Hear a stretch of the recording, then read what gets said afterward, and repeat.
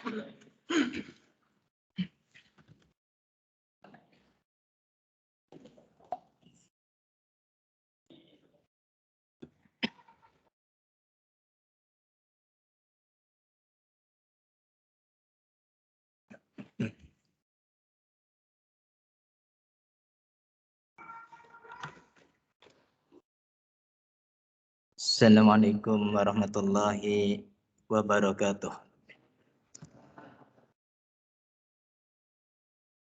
Innal hamdalillah nahmaduhu wa nasta'inuhu wa nastaghfiruh. Wa na'udzu billahi min shururi anfusina wa min sayyiati a'malina. May yahdihillahu fala mudilla lahu wa may yudlil falan tajida lahu waliya mursyida.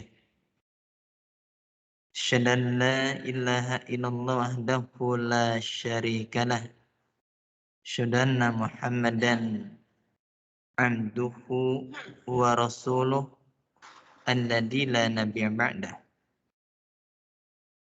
Ya ayyuhalladzina amanu taqullaha haqqa tuqatih wa la tamutunna illa wa antum muslimun. Ya ayyuhan nas ittaqu rabbakumul ladzi khalaqakum min nafsin wahidah wa khalaqa minha zawjaha wa batta minkum rijalan katsiran wa nisaa'a wattaqullaha alladzi tasaaluna bihi wal arham innallaha kana 'alaikum raqiba. Ya ayyuhalladzina amanu taqullaha wa qulu qawlan sadida yuslih lakum a'malakum wa yaghfir lakum dzunubakum wa may yuti'illah wa rasulahu faqad faza fawzan 'azima summa ba'd. Alhamdulillahilladzi bi ni'matihi tatimmus shalihat. Kita kembali hari ini melanjutkan kajian kita, masih membahas tentang muharramat istihana biha kasir minan nas. Di dalam penjelasan yang lalu kita membahas tentang al-dhihar, yaitu tentang dhihar. Dhihar yaitu mengucapkan kepada orang atau istri yang dia miliki dengan orang yang dijadikan sebagai mahramnya, seperti dengan orang tuanya menyamakan istri dengan saudarinya, ataupun menyamakan istri dengan orang-orang yang termasuk mahram dia yang haram untuk dinikah. Dan kemudian dia menyebutkan anggota badannya. Dan inilah yang kemudian kemarin dihukumi ini termasuk salah satu dosa di antara dosa-dosa besar. Lalu kemudian setelah kita selesai membahas tentang masalah dhihar, kita masuk pada wat'uz zaujah fi haidhiha, yaitu menggauli istri di masa haidnya. Ini banyak di antara kaum muslimin ya yang masih belum paham tentang hukum-hukum yang berkaitan dengan haid. Seorang suami sudah semestinya dia belajar tentang hukum haid dan nifas. Apakah berkaitan tentang lamanya, tentang darahnya, tentang hukum sholat dan tidak sholatnya. Bagaimana jika dia berpuasa, bagaimana ketika dia itu meninggalkan puasa karena haid dengan nifasnya. Karena banyak orang yang nanti di bulan Ramadan ketika mereka melahirkan, mereka bingung ini dihitungnya nifasnya ataukah dihitungnya murdinya. Dia menyusui.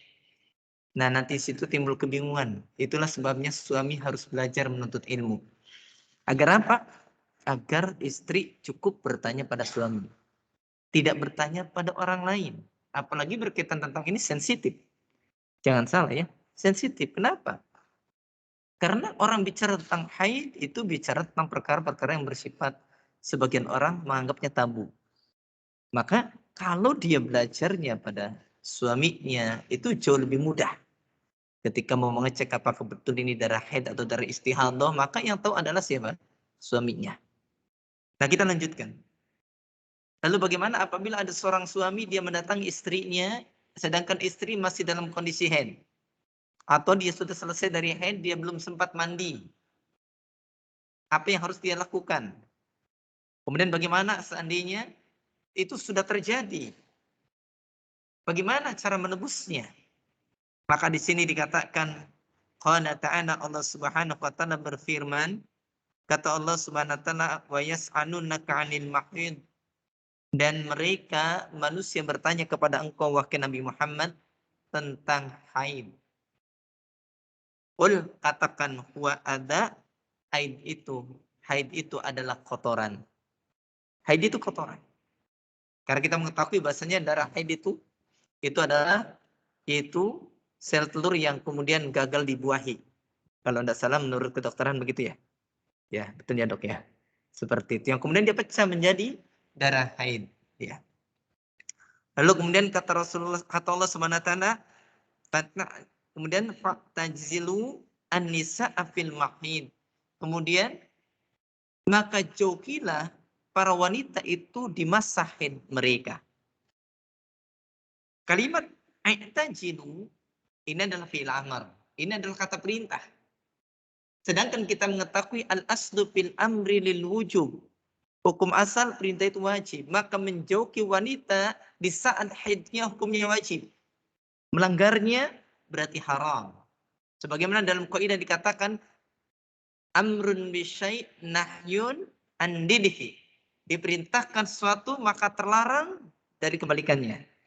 Kalau kita diperintahkan untuk menjauhi wanita haid dan kemudian kita melanggarnya justru mendatangi, maka kita terjatuh di dalam keharamannya. Itulah sebabnya kenapa mendatangi wanita haid itu haram. Walaupun Anda secara pribadi tidak tahu secara persis apa hikmahnya, apakah dampaknya kalau ada laki-laki mendatangi pada para wanita dalam kondisi haidnya. Tapi itu insya Allah dokter lebih paham. Bagaimana darah kotor yang kemudian di sana ternyata suami mendatangi istrinya dalam kondisi istrinya tadi dalam kondisi haid. Dampak negatifnya apa? Mungkin dari sisi psikologis juga bermasalah. Mungkin dari sisi yang lainnya, dari sisi kesehatan, wallahu a'lam, saya tidak tahu. Tapi yang jelas di dalam aturan syariat seperti itu, maka yakin di sana ada hikmahnya. Yakin ada hikmahnya. Di sana mesti ada madaratnya. Tidaklah Allah Subhanahu wa taala melarang sesuatu, melainkan niscaya di sana larangan itu mengandung madarat. Dan tidaklah Allah Subhanahu wa taala memerintahkan sesuatu, niscaya di sana ada apa?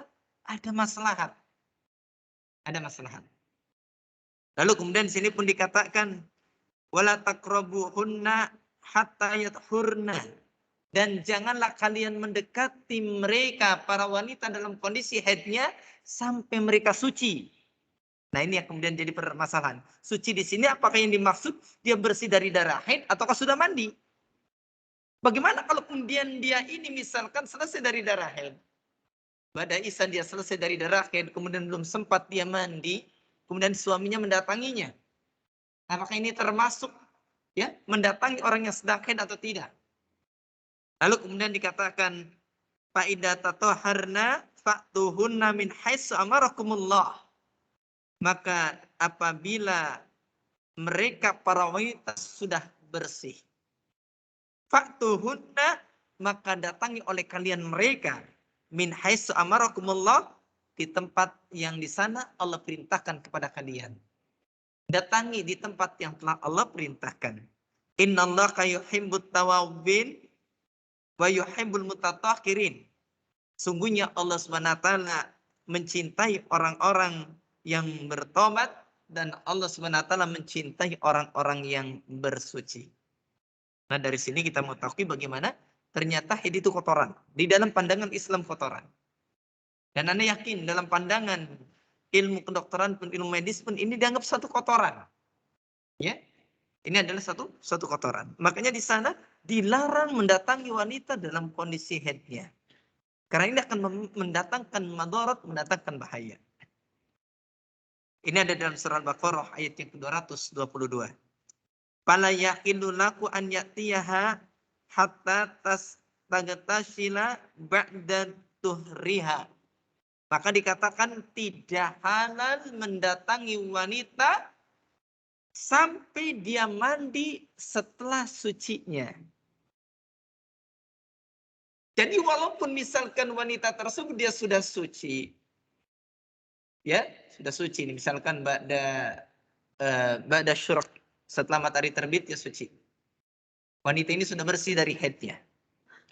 Setelah syuruk, setelah matahari terbit, maka kan sholat subuhnya sudah lewat ya. Kemudian dia ini bersih sampai duhur belum sempat mandi.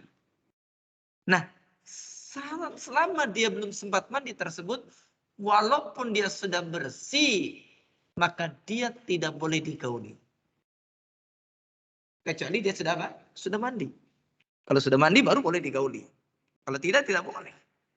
Ya. Ini liqoulihi ta'ala berdasarkan firman Allah Subhanahu wa taala. Allah mengatakan bahasanya kata Allah Subhanahu wa taala faida tatahharna fa'tuhunna min haitsu amarakumullah. Apabila mereka para wanita itu telah bersih, ya, kalimat tatahharna mereka telah bersuci. Bukan tatahharna berarti telah bersih dari darah haid, tapi bersuci dari darah haid tersebut. Maka dikatakan fa'tuhunna min haitsu amarakumullah, maka datangi oleh kalian para wanita tersebut dari apa yang telah diperintahkan oleh Allah Subhanahu wa taala. Wa yadullu ala sana'ati hadikil maksiyah. Dan ini menunjukkan atas buruknya maksiat ini. Mendatangi wanita haid ini perkara yang buruk, ini maksiat yang buruk. Ini berdasarkan qauluhu sallallahu alaihi wasallam. Ini berdasarkan hadis dari Rasulullah sallallahu alaihi wasallam. Rasul bersabda, "Man ata ahildan aw imra'atan fi duburiha aw kakinan faqad kafara bima unzila ala Muhammadin sallallahu alaihi wasallam." Di dalam hadis riwayat Imam At-Tirmidzi dari sahabat Abu Hurairah. Dan ini dicantumkan dalam kitab Sahihul Jami, hadis yang ke-5918. Rasul mengatakan, man ata ahidon, barang siapa yang mendatangi wanita yang haid. Ya, abimra'atan fi duburiha, atau mendatangi wanita di duburnya. Kalau kemarin sudah bahas tentang liwat, ya, tentang homoseks. Itu mendatangi laki-laki kepada laki-laki lain. Ya, laki-laki kepada laki-laki lain. Lalu kemudian setelah itu terjadilah hubungan seperti suami istri, tapi karena laki-laki dengan laki-laki kan nggak mungkin sama. Seperti suami istri nggak mungkin, maka lewat dubur. Maka yang seperti ini disebutnya homoseks. Haram ini hukumnya. Bahkan pelakunya dibunuh. Nah, adapun bagaimana kalau dengan istri? Ya, ini dosa, ikhwah. Dosa karena mendatangi sih betul, mendatangi lawan jenis. Kalau yang namanya liwat itu kan sesama jenis. Kalau ini apa? Ini lawan jenis. Akan tetapi terjadi penyimpangan. Nah ini. Seperti itu. Nanti apa? Pembahasannya barangkali ada nanti dalam pembahasan selanjutnya insya Allah. Kita lihat ini dulu. Bahasanya di sini orang yang mendatangi wanita haid, orang yang mendatangi istri pada duburnya, ini sama dianggapnya hukumnya seperti orang yang dia ini mendatangi dukun. Makanya Rasul mengatakan faqad kafara bima unzila ala Muhammadin sallallahu alaihi wasallam. Sungguh dia telah kufur dengan apa yang telah diturunkan atas Nabi Muhammad sallallahu alaihi wasallam. Makanya pantas kalau kemudian mendatangi wanita haid, ya, ini adalah perkara yang termasuk dosa besar. Karena apa? Ini sama seperti orang mendatangi dukun. Dukunnya sama seperti orang mendatangi dukun atau seperti orang yang dia ini mendatangi wanita pada belakangnya, pada duburnya. Jadi ini adalah perkara yang besar, ikhwah. Maka di sini pun dikatakan waman fa'ala dzalika khata'an. Barang siapa yang melakukan itu dengan sebab kesalahan. Ada orang mendatangi istrinya dalam kondisi haid karena dia itu khotok, kesalahan. Enggak sengaja. Ya, duna ta'amudin. Dengan tanpa ta'amud, dengan tanpa disengaja. Ustaz, berarti kalau gitu ada yang kejadian tidak sengaja. Ada, ikhwah. Jangankan begitu, ikhwah. Ada satu kejadian unik ya. Salah satu sahabat kami itu jangankan begitu. Ini kita berbicaranya adalah ya di dalam dunia nyata saja. Salah satu sahabat kami itu memiliki istri dan istrinya itu ternyata kembar. Istrinya itu kembar. Itu luar biasa, istrinya kembar. Dia menikah dengan adiknya. Yang lain menikah dengan kakaknya. Ketika terjadi kumpulan keluarga, maka ternyata kakak istrinya kembarannya itu lagi masak di dapur. Qadarullahnya bajunya sama. Maka suaminya ini datang ke dapur, setelah itu kemudian dia bercanda dengan istrinya, yang dia anggap istrinya tadi. Sambil ditendang-tendang, sambil bilang, ayo di depan, jangan di sini aja. Yang ditendang ternyata kakak iparnya. Coba bayangkan oleh kita. Ini kan sengaja enggak? Enggak sengaja, dosa enggak? Enggak dosa, ikhwah. Enggak dosa. Tapi Ustaz, kalau saya pura-pura sengaja, kalau pura-pura ya tetap kena dosa. Ya, kalau enggak sengaja emang karena kebetulan. Oh, jangankan seperti itu, ikhwah. Belum lama juga beberapa waktu yang lalu ada cerita. Bahasanya ada seorang ikhwan itu dia lihat ya karena satu kontrakan baris. Lihat ada wanita lagi menjemur. Dia sangka istrinya. Dia datangin, mau bantuin jemurin itu. Nggak tahu pas tengok tetangganya ternyata. Masya Allah. Jadi begitulah ikhwan. Ternyata banyak yang keliru. Ya, banyak yang keliru. Itulah sebabnya maka tidak berdosa kalau orang itu salah. Rabbana la tu'akhidna in nasina au akhtana. Ya Allah, jangan kau siksa kami dengan sebab kami ini kemudian dengan sebab kami ini lupa. Atau dengan sebab kami ini kemudian salah tidak disengaja. Oh, jangankan seperti itu, kita berpuasa kemudian tiba-tiba makan nggak sengaja, itu nggak batal. Tapi begitu diingetin makannya dilanjutin, itu yang membatalkannya. Karena apa? Menyengajanya. Jadi sesuatu yang tidak disengaja dan kemudian bukan karena kehendaknya, maka itu tidak dihukumi sama seperti tadi, tidak dihukumi dengan karomanya. Wa qala ya'lamu, maka falaisa aliki syai'un. Dan sedangkan dia tidak mengetahuinya. Tidak disengaja karena kesalahan dan dia tidak mengetahuinya, maka tidak apa-apa. Tapi waman fa'annaku amidan, aliman. Barang siapa yang dia mendatangi istrinya dalam kondisi sedang haid, sedangkan dia itu amidan, sengaja. Juga aliman, dia mengetahui istrinya memang lagi haid. Ustaz, kalau yang nggak sengaja, contohnya seperti apa? Contohnya begini, ya. Contohnya begini. Dia dengan istrinya bergaul, ya. Tiba-tiba begitu selesai bergaul, ada darah haid. Istrinya nggak merasa sedang haid. Istrinya tidak merasa sedang haid, dan dia pun tahu istrinya tidak sedang haid. Tapi begitu sudah digauli, istrinya bilang, iya tadi siang sih terasa mules-mules. Cuman ya belum keluar darah. Ternyata setelah digauli keluar. Berarti kan tidak menyengaja. Yang seperti ini berarti karena ketidaksengajaan. Tidak apa-apa.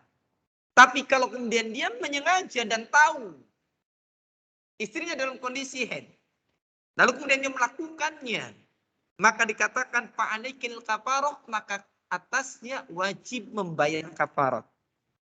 Membayar penebusan. Hati-hati nih. Barangkali yang pernah terjadi dan kejadian nggak sengaja seperti itu, segera bayar kafarotnya. Pertanyaannya kafarotnya apa? Tebusannya apa? Dendanya apa? Lalu kemudian dikatakan di sini, biqali ba'di ahlil ilmi miman sa'aha hadisal kafaroh. Sebagaimana dalam ucapan sebagian ahlul ilmi. Yaitu dari orang yang mensahihkan hadis tentang kafarat orang yang mendatangi istri di saat haidnya.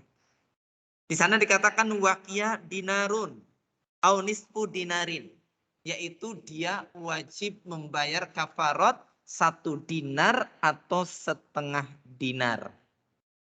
Mungkin timbul pertanyaan, kalau gitu 1 dinar apa? Setengah dinar kita milih ataukah memang itu ada aturannya? Kan begitu kan? 1 dinar itu dengan setengah dinar itu pilihan.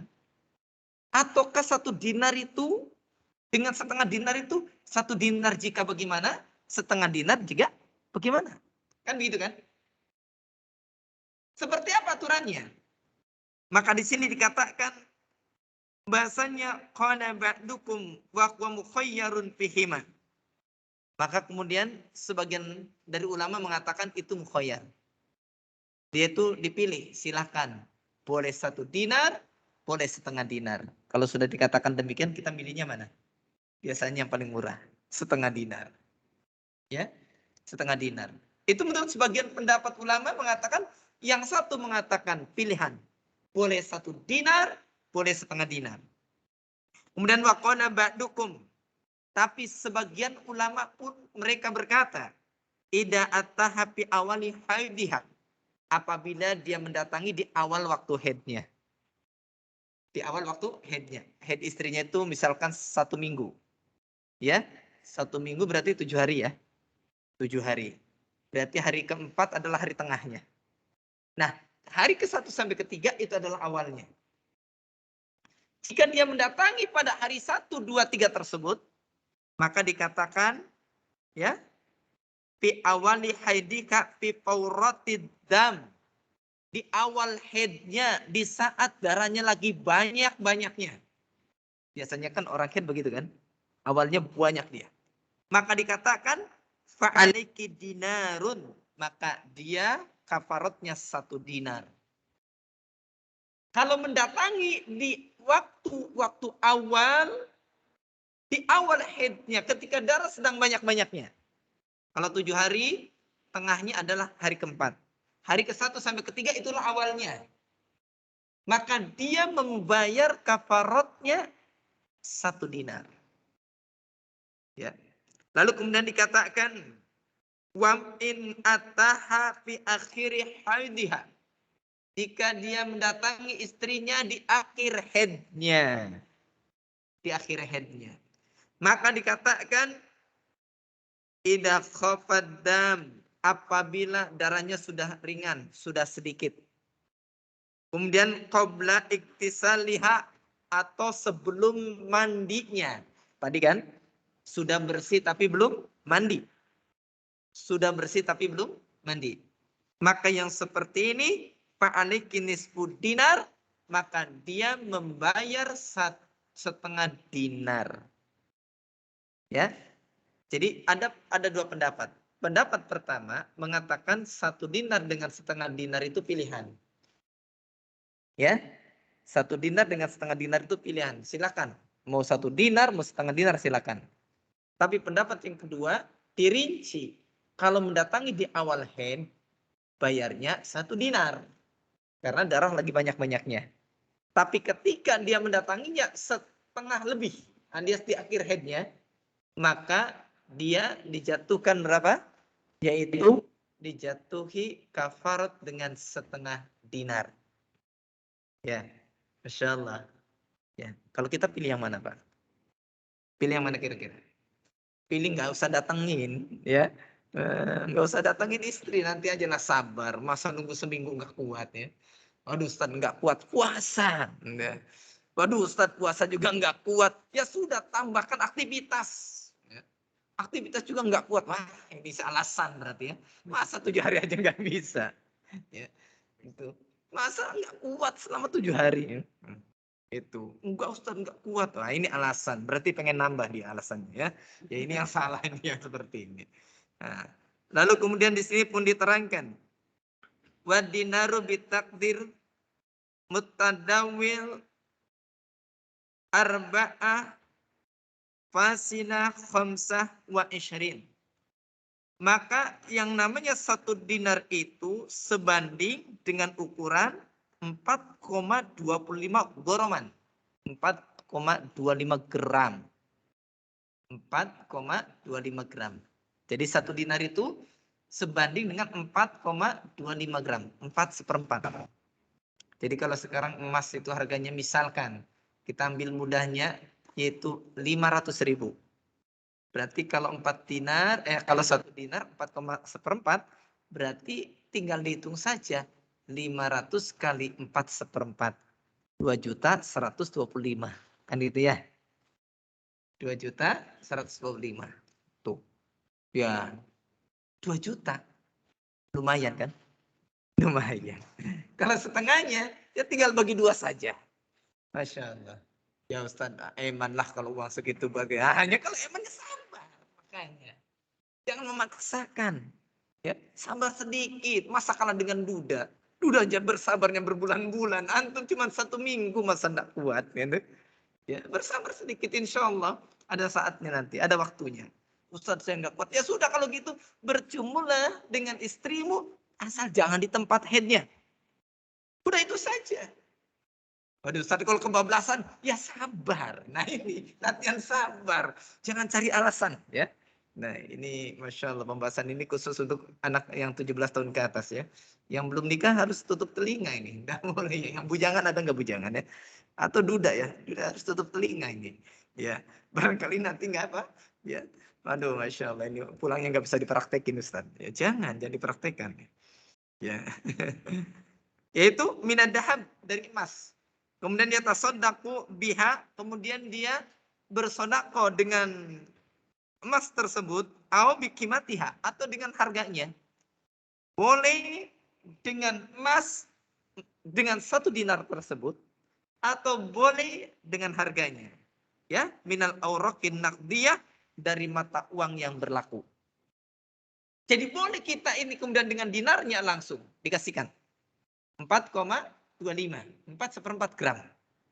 Atau kalau kita nggak punya dinarnya, dikadarkan. Sekarang harga emas berapa? Kalau harga emasnya 1 juta, aduh 4 juta, 250 kan? Lumayan besar. Dikadarkan, setelah itu sodakokan pada fakir miskin. Itu adalah kafaratnya. Ya, bertobat kepada Allah SWT, kemudian bayarlah kafarat tersebut.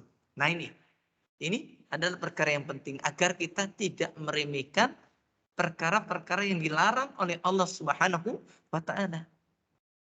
Kelihatannya sepele tapi jangan salah, terkadang kejadian. Oh, nggak usah begitu.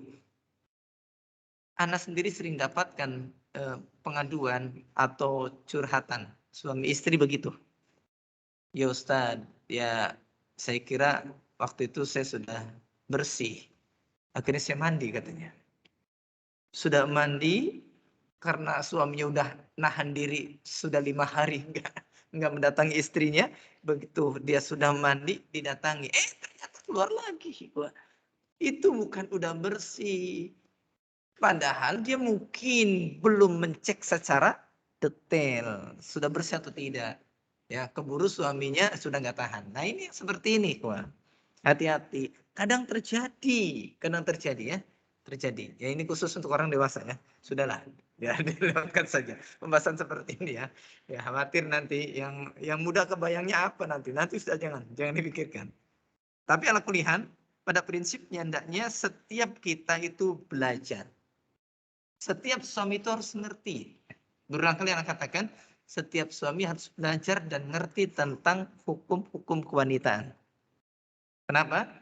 Karena kita punya istri wanita.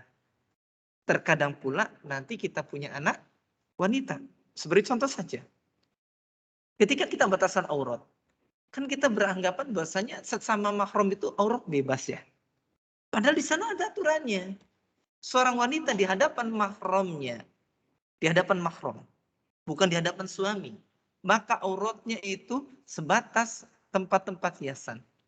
Makanya di antara pendapat ulama itu, pertama adalah yang boleh kelihatan adalah tempat kalung. Artinya leher ke atas. Kalau kemudian di sini kita lihat wanita hiasan itu paling mentok di mana? Di lengan. Maka dia pakai begini. Nggak boleh lekton. Di hadapan anak kita jangan pakai lekton. Ya, anak kita di hadapan kita, misalkan kita sebagai seorang bapak, anak kita pakai celana pendek. Tidak boleh. Bajunya baju lekton. Tahu lekton? Lekbong apa lekton sih? Ya. Pokoknya yang pokoknya begitulah. Apa istilahnya tuh? Yang tidak ada lengannya. Batasan sini. Bawahnya sampai nisful sak, sampai setengah betis. Jadi nggak boleh kemudian mentang-mentang di rumah sendiri, kemudian pakai rok mini di hadapan anak-anaknya. Apalagi kalau anak-anaknya laki-laki.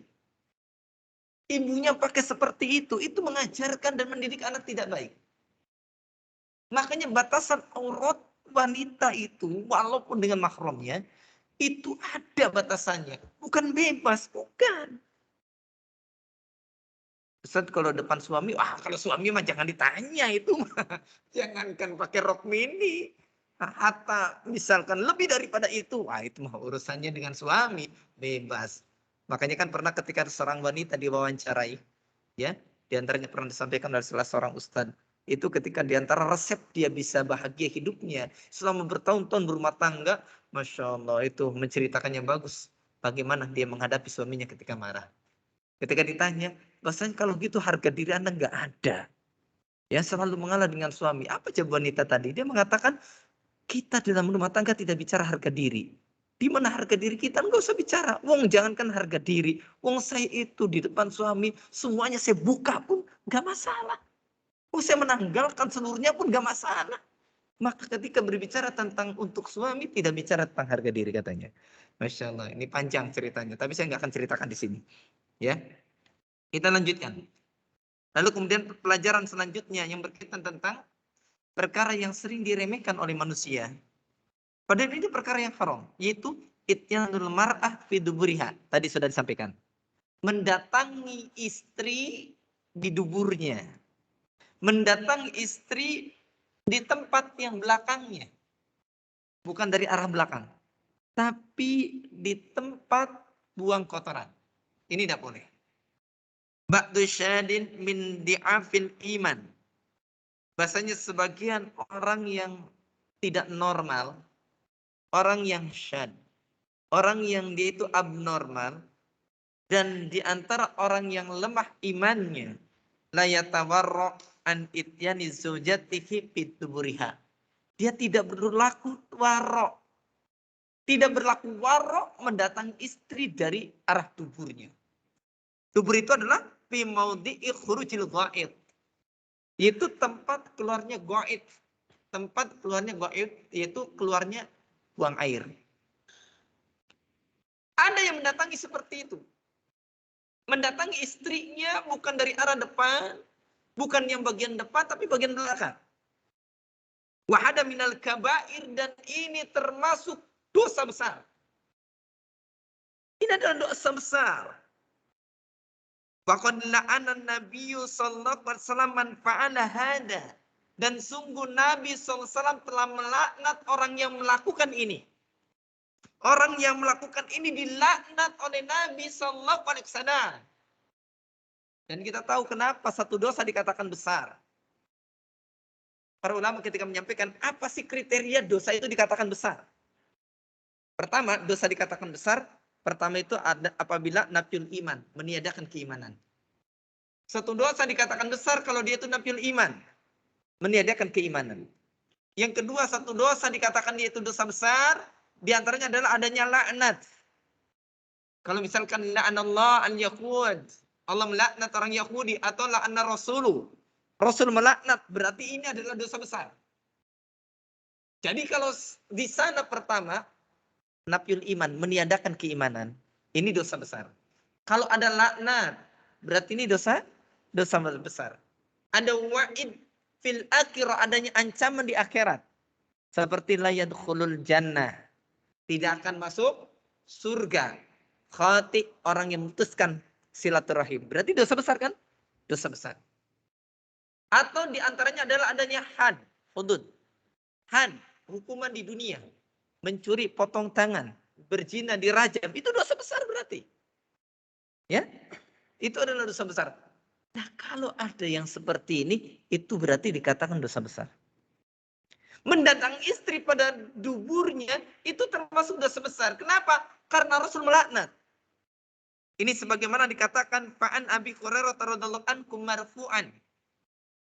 Dari Abu Hurairah radhiyallahu anhu secara marfu beliau menyampaikan mal'unun man atam ra'atan fi duburiha. Bahasanya sungguh telah dilaknat orang yang mendatangi istrinya dari arah duburnya. Mendatangi istrinya di duburnya, maaf, di duburnya, bukan dari arah, tapi di duburnya. Ya, rawakul Imam Ahmad telah riwayatkan hadis ini oleh Imam Ahmad, juz yang kedua halaman 479. Wa huwa fi Sahihil Jami, dan ini dicantumkan di dalam kitab Sahihul Jami, hadis yang ke-5865. Bahkan dikatakan inna nabiyya sallallahu alaihi wasallam qal, bahkan Nabi sallallahu pernah bersabda, man atahidun aw imra'atan fi duburiha au kahinan faqad kafaru bima unzila ala Muhammadin, sama seperti tadi. Bahkan Rasul pun kemudian mengatakan, barang siapa yang mendatangi wanita haid ataupun mendatangi wanita pada duburnya ataupun mendatangi dukun, maka sungguh dia telah kufur dengan apa yang telah diturunkan kepada Nabi Muhammad sallallahu alaihi wasallam. Hadis ini diriwayatkan oleh Imam At-Tirmidzi. Kemudian dikatakan warogima anna ada minaz zaujat min sakibatil fitri salimah. Bahasanya, dan sungguh ada sebagian wanita-wanita dari pemilik fitrah yang selamat. Ada para wanita, seorang istri, para istri yang fitrahnya selamat, itu ya'baini dalika, mereka itu enggan. Ketika suaminya minta ke istrinya mendatangi, ya, kemudian pada tempat dubur tersebut istrinya nolak. Kalau nolak seperti itu kira-kira dosa enggak? Ya, enggak, karena itu kan la ta'atinal makhluk imasyatin khaliq. Tapi ternyata suaminya pinter, pakai dalil. Nah, ini pakai dalil. Ini bahaya kalau suaminya pinter ya, pakai dalil. Apa katanya? Lalu kemudian illa anna ba'dul azwaj yuhaddidu bit-talaq idza lam tutiku. Melainkan terkadang suaminya mengancamnya dengan menceraikan jika tidak mau taat. Suaminya, udahlah, saya bosan dari depan, saya pengen belakang. Nah, itu. Kata istrinya, enggak mau. Ya sudah, kalau enggak mau nanti saya ceraikan kamu. Terkadang terpaksa. Nah, kalau sudah seperti ini, yang dosa siapa? Suaminya. Ya, diancam dengan ditalak.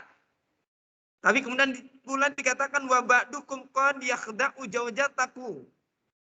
Terkadang ada sebagian suami yang dia ini menipu istrinya. Menipu bagaimana?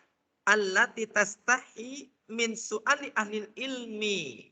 Yang istrinya malu kalau nanya ke ahlul ilmi. Malu kalau istrinya nanya pada ahlul ilmi. Istrinya mau bilang ke ustaz, mau bilang nanya pada orang yang alim. Kira-kira apa hukumnya mendatangi pada tempat dubur tersebut. Malu kalau nanya. Lalu kemudian suaminya bilang, enggak apa-apa dek, tenang, enggak apa-apa. Ada kok dalilnya di dalam Quran. Jangan salah, ada loh di dalam Quran. Ditipu istrinya. Ya. Lalu kemudian dikatakan bahasanya fayu'imuha bi anna hadal amala halalun. Maka suaminya membuat dia ragu dan mengatakan perbuatan ini halal. Mendatangi istri dari belakang itu halal katanya. Ini suaminya nipu ini. Tapi nipunya pakai dalil, ikhwah. Sekarang banyak orang nipu pakai dalil, banyak. Lalu kemudian qad yastadillu laha biqouli ta'ala, sungguh dia menunjukkan tipuannya tadi dengan firman Allah Subhanahu wa taala ada di dalam surah Al-Baqarah 223. Di dalam surah Al-Baqarah 223 di sana mengatakan nisaukum harsul lakum. Istri-istri kalian adalah ladang-ladang kalian. Fa'tu harsakum anna syi'tum, maka datangi istri kalian ya dimanapun kalian inginkan. Kalian kendaki, silahkan. Ada enggak tuh? Ada ayatnya. Ada dalilnya. Akhirnya istri, iya, betul juga ya. Wis enggak apa-apa lah, boleh. Nah, ini karena istrinya jahil. Istrinya enggak tahu ilmu. Maka dikatakan wa maklum anna sunnah tubayyinul Quran, dan sudah dimaklumi sesungguhnya sunnah itu menjelaskan Quran. Wa qad ja'a fiha anna nabiyya sallam akhbara bi annahu yajuju an yatiyaha kaifa sya'a minal amami wal khafi madama fi maudi'il walan. Maka hadis Rasul menjelaskan sesungguhnya boleh mendatangi istrinya bagaimanapun ataupun bagaimanapun yang dia inginkan, dari depan ataupun belakang, tapi syaratnya dari tempat keluarnya anak. Sudah. Begitu.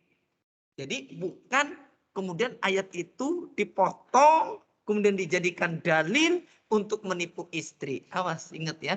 Banyak para suami yang kebanyakan ngaji, kemudian dia ketika mengendaki sesuatu pakai dalil. Dalilnya dipelintir. Nah ini yang bahaya. Ya, makanya suami dengan istri harus sama-sama ngaji. Biar tidak saling melintir ya. Nanti biar sama-sama ngerti.